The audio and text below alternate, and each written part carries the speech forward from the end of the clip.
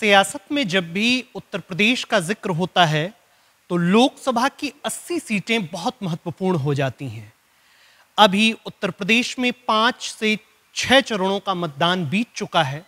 7वें चरण का मतदान 1 जून को है और इस वक्त भारत और नेपाल की सीमा पर, अंतर्राष्ट्रीय सीमा पर बसे महाराजगंज लोकसभा को अत्यंत इसके लिए महत्वपूर्ण माना जा रहा है। कारण गोरखपुर से सटा होने के नाते महाराजगंज अपने आप में संवेदनशील है और इसे मुख्यमंत्री का दूसरा गृह क्षेत्र भी कहा जाता है। लोकसभा चुनावों की सरगर्मियों के बीच डॉक्टर गुरु प्रकाश पासवान, जो कि राष्ट्रीय प्रवक्ता हैं भारतीय जनता पार्टी के, वह भारतीय जनता पार्टी की नीतियों, रीतियों और भारतीय जनता पार्टी के विचारों का प्रचार प्रसार करने महाराजगंज में आए हैं। सर, यूपी टीवी में आपका बहुत बहुत धन्यवाद।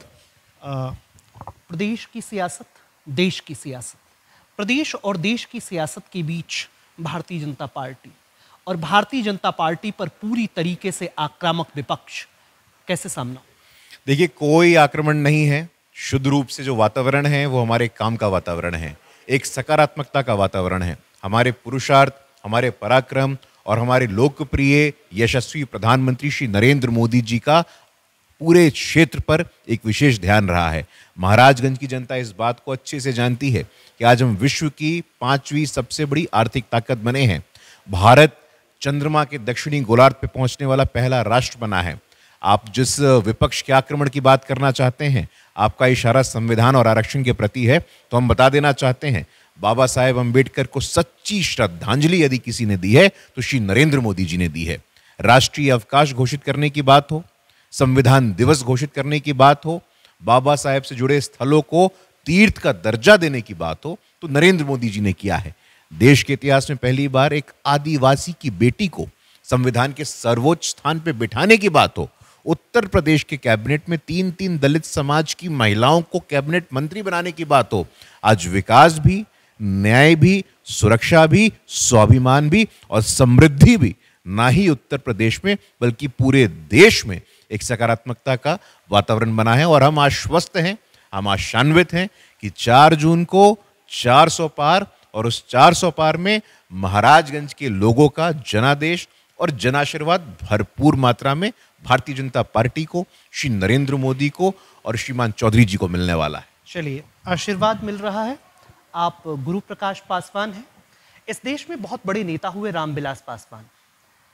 लोग कहते हैं बिहार में अभी मैं क्लिप्स देख रहा था, बिहार में एक आरोप लग रहा है। हाजीपुर से सटी हुई सीट है वैशाली से एक बहुजन समाज पार्टी के उम्मीदवार चुनाव लड़ रहे हैं, शंभू कुमार। वो इल्जाम लगाते हैं कि यही भारतीय जनता पार्टी है जिसने रामविलास पासवान की पार्टी को तोड़ दिया। न केवल तोड़ दिया बल्कि 12 जनपद पर उनके घर से उनके सामान को फेंकवा दिया। चिराग पासवान को पहले अनयूज समझा और बाद में पशुपति कुमार पारस को जब अनयूज समझ लिया गया तो अब चिराग पासवान का यूज किया जा रहा है। तो क्या भारतीय जनता पार्टी प्रदेश और देश में पार्टियों को तोड़ने का भी काम करती है? देखिए, ये शंभू जी की व्यक्तिगत राय हो सकती है।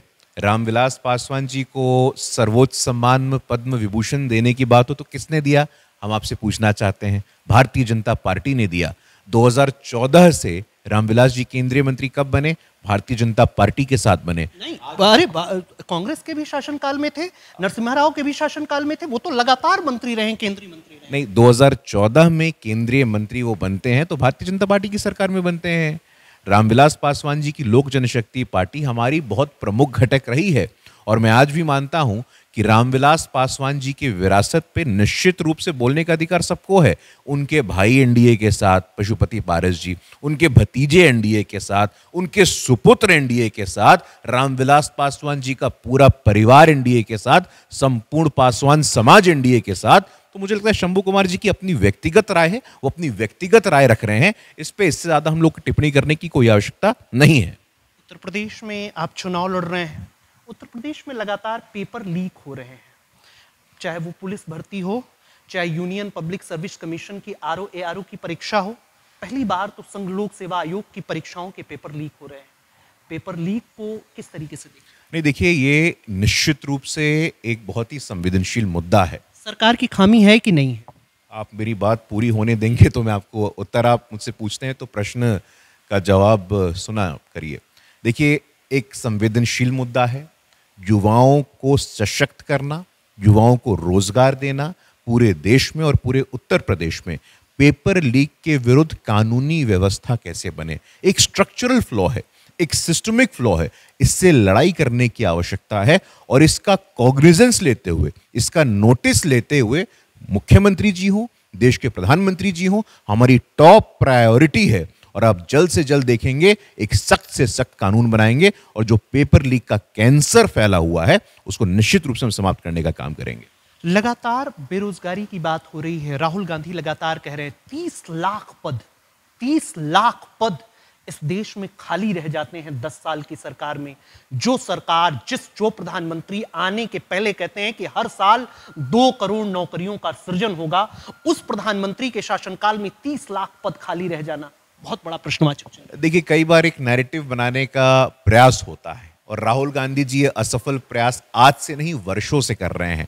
हम आपको बता देना चाहते हैं कि हमारे सरकार में पिछले 10 वर्षों में हर वर्ष 5 करोड़ से अधिक लोगों को नौकरी और रोजगार दोनों मिला है। एक लेटेस्ट आंकड़ा आपको देखने की आवश्यकता है। राहुल गांधी जी गरीबी की बात करते हैं। राहुल गांधी जी का स्टेटमेंट है, poverty is a state of mind. गरीबी एक मानसिक व्यवस्था है। Poverty is in your shirt, poverty is in your pant, ऐसा व्यक्ति बोलता है। और एक तरफ नरेंद्र मोदी जी हैं जो बहुआयामी गरीबी से, मल्टी डायमेंशनल पॉवर्टी इंडेक्स का आंकड़ा देखिए, 25 करोड़ से अधिक लोगों को गरीबी से बाहर निकाला गया है। तो हमारी सरकार में निकाला गया है। 51 करोड़ से अधिक रोजगार और नौकरी दी गई है, तो भारतीय जनता पार्टी की सरकार में दी गई है।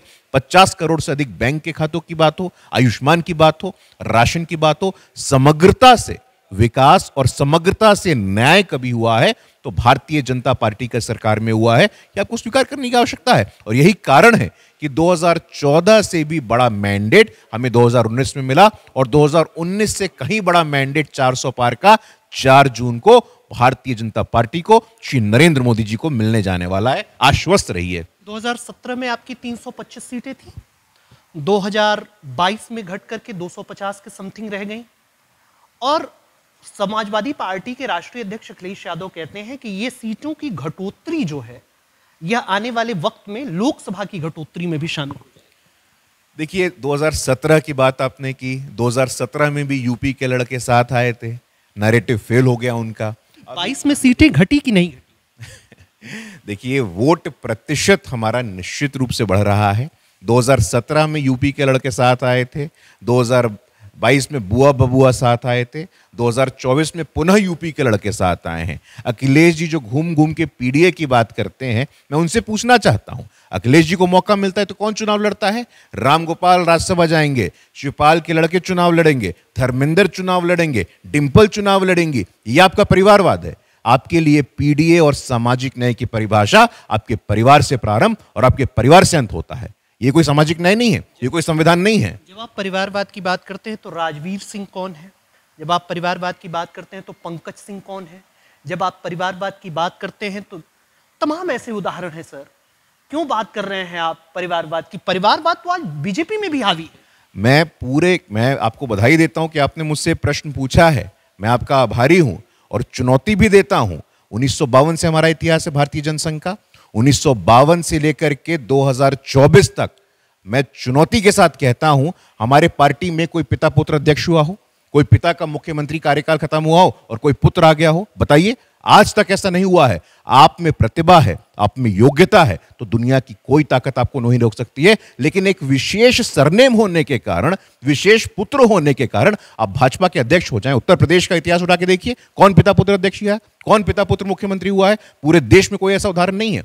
परिवारवाद संस्थागत नहीं होना चाहिए कि पिता का कार्यकाल खत्म हुआ, आओ पुत्र बैठ जाओ, आओ पुत्री बैठ जाओ। ऐसा नहीं होने वाला है किसी भी कीमत पे। इस देश के 140 करोड़ लोगों को अधिकार है नेतागिरी करने का, राजनीति करने का। एक परिवार में ऐसा करने से कुछ नहीं होता है।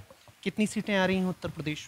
पूरे देश में 400 आने वाली है और उत्तर प्रदेश में पिछले बार से बड़ा मैंडेट हमको मिलने वाला है। हम आश्वस्त। 400 आएगा, संविधान बदल देंगे? कि फिर आप नैरेटिव की बात करते हैं। ये विपक्ष के भ्रम में जाने की आवश्यकता नहीं है। संविधान के प्रति जो हमारा कमिटमेंट है उसमें ना तो हमें विपक्ष से प्रमाण पत्र चाहिए, ना ही आपसे प्रमाण पत्र चाहिए। संविधान दिवस घोषित कब हुआ भाई साहब? भारतीय जनता पार्टी की सरकार में नरेंद्र मोदी जी ने 26 नवंबर को संविधान दिवस घोषित किया। और जो संविधान बदलने की बात करते हैं वो संविधान बदल चुके हैं। 1976 में 42वां संशोधन ला करके संविधान की मूल आत्मा 40% संविधान को बदल दिया था। मैं पुनः बताता हूं आपको, ये संविधान की बात, आरक्षण की बात, सामाजिक न्याय की बात, ये फेल्ड एजेंडा है। मैं तो खुली चुनौती देता हूं, समाजवादी पार्टी का कोई भी नेता आए, अखिलेश जी आए और भारतीय जनता पार्टी के किसी कार्यकर्ता से वाद विवाद कर लें, डिबेट कर लें, उनको ऐसी करारी शिकस्त देगा कि उनको अंदाजा नहीं होगा इस बात का। तो ये थे हमारे साथ गुरु प्रकाश पासवान, जिनका कहना है कि उत्तर प्रदेश और देश में भारतीय जनता पार्टी की सियासत में सीटों में बढ़ोतरी होगी। क्या रखते हैं आप इस पर अपनी राय? जरूर हमें बताएं। अरुण कुमार के साथ यूपी टीवी के लिए अंकित मणि त्रिपाठी।